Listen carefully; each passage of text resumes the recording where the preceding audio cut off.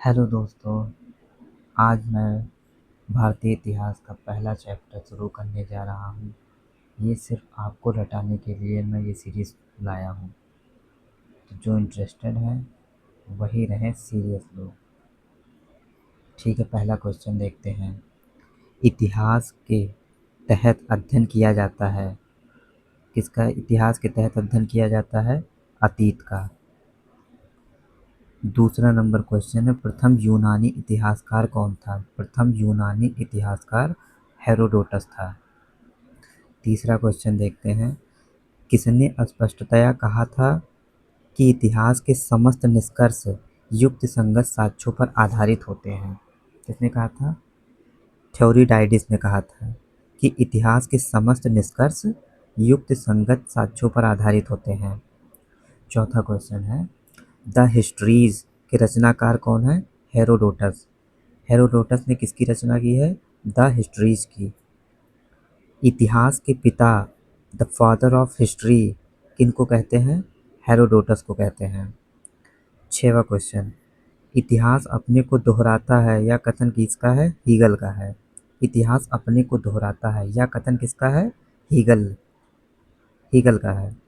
हम इतिहास से यही सीखते हैं कि आदमी इतिहास से कभी कुछ नहीं सीखता है। सातवां क्वेश्चन कह रहा है कि हम इतिहास से यही सीखते हैं कि आदमी इतिहास से कभी कुछ नहीं सीखता है। यह कथन है हीगल ने कहा है।